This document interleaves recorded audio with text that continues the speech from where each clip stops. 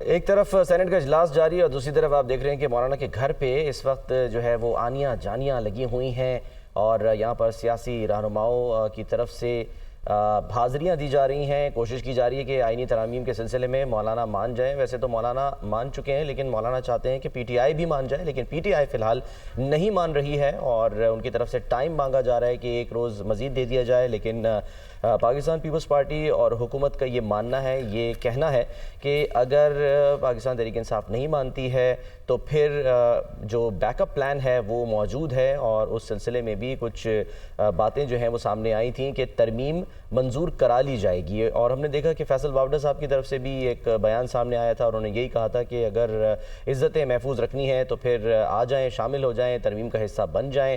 ترمیم تو منظور ہو جائے گی لیکن عزتیں برقرار نہیں رہیں گی. تو اب دیکھنا یہ ہے کہ ہوتا کیا ہے, کیونکہ صبح سے ہی یہ سلسلہ جاری ہے اور ہم دیکھ رہے ہیں کہ ایک طرف جو اجلاس ہیں وہ بار بار ملتوی کیے گئے.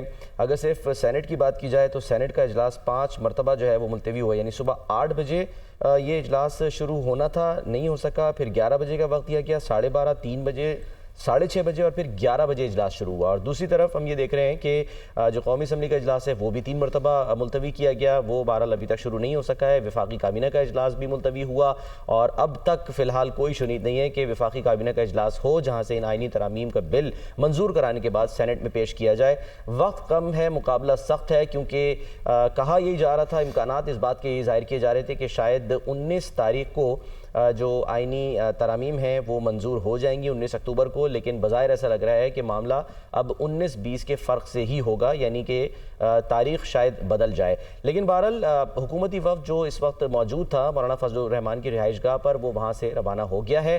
اسحاق ڈار صاحب وہاں سے اب سے کچھ دیر پہلے وہاں سے روانہ ہوئے ہیں, اور اس سے پہلے ہم نے دیکھا تھا کہ بلاول بھٹو زرداری بھی یہاں پر پہنچے تھے, اور اس سے پہلے جو سردار اختر مینگل صاحب ہیں وہ بھی یہاں پر آئے. پاکستان تحریک انصاف کے رہنما یہاں پر چکر لگاتے رہے, میل ملاقاتیں ہوتی رہیں اور کوشش کی جاتی رہی کہ ایک دوسرے کو رام کیا جا سکے, ٹائم لیا جا سکے. اور ان آئینی ترامیم کو حکومت چاہتی ہے کہ متفقہ طور پہ منظور کرایا جائے, پیپلز پارٹی بھی یہی چاہتی ہے اور JUI بھی یہی چاہتی ہے, لیکن پاکستان تحریک انصاف چاہتی ہے کہ اس میں کچھ وقت لیا جائے. اس سے پہلے مولانا فضل الرحمان بھی یہ کہتے رہے تھے کہ جی جو 18ویں ترمیم ہوئی تھی اس میں 9 مہینے لگے تھے, تو کم از کم اس میں 9 دن تو دیے جائیں.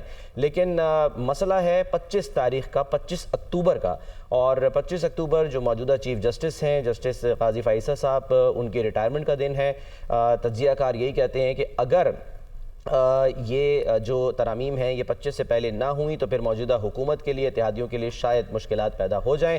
مولانا فضل الرحمان کے گھر کے باہر موجود ہیں دنیا نیوز کے نمائندے ظفر ہاشمی صاحب, ان سے بات کرتے ہیں. ظفر ہاشمی صاحب, کیا چل رہا ہے؟ آنیاں جانیاں لگی ہوئی ہیں, جو تاریخ ہے وہ بدلنے میں تقریباً اب ہم کہہ سکتے ہیں کہ 12 منٹ باقی ہیں, 19 سے 20 تاریخ ہونے جا رہی ہے, لیکن آئینی ترامیم اب تک پیش نہ ہو سکی.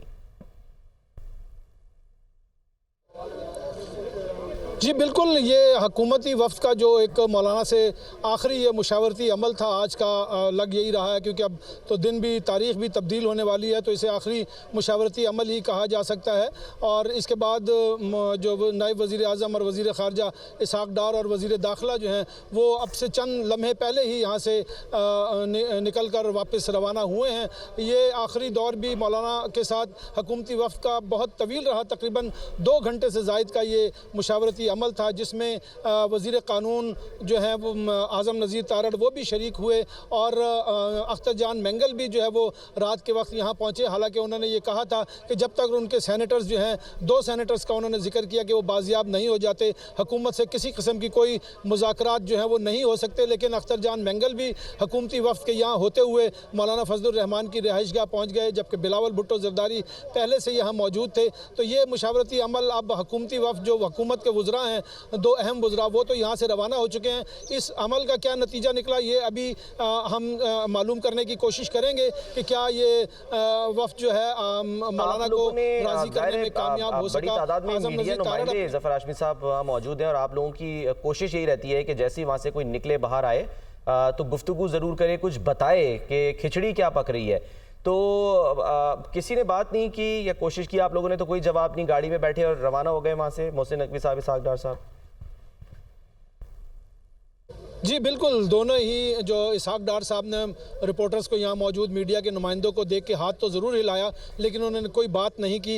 अंदर से ही वो बैठकर जो है वो वापस रवाना हो लिए। इसी तरह मोहसिन नकवी जो हैं वो भी बगैर कोई बात किए यहाँ से जो है वो चले गए हैं। इसलिए कोई बात सामने नहीं आ सकी अब तक कि क्या पेशरफ्त हुई इस मुलाकात में, क्या मौलाना को राज़ी करने में हुकूमती टीम कामयाब हो सकी या मौलाना बदस्तूर अपने मौक़िफ़ पर कायम है। ये तो अब तय हो गया कि आज जो है वो मौलाना फजलुर रहमान जो है या उनकी जमात का कोई मेंबर सेनेट का जो इजलास चल रहा था उसमें अब शरीक नहीं होंगे। बताया ये गया था कि मौलाना जो है वो वक्त मांग रहे हैं और उनका ये कहना है कि चूँकि उन्होंने PTI के मेंबरान को जो है वो मुशावरत के लिए वक्त दिया है और वो अपने बानी चेयरमैन जो है उनसे भी मुलाकात करके आए हैं, उस पर भी उन्होंने आपस में मुशावरत करनी है, तो इसलिए आज जो है आज के लिए वक्त दिया जाए। और आज मजीद अब क्या मुशावरत करनी है पाकिस्तान तहरीक इंसाफ ने, क्योंकि उनका तो शिकवा, उनका गिला ये है कि हमें यानी उन्हें लगता था कि शायद ज़्यादा टाइम जो है वो मिलेगा, लेकिन उनका शिकवा ये है कि उन्हें सिर्फ 45 मिनट मिले।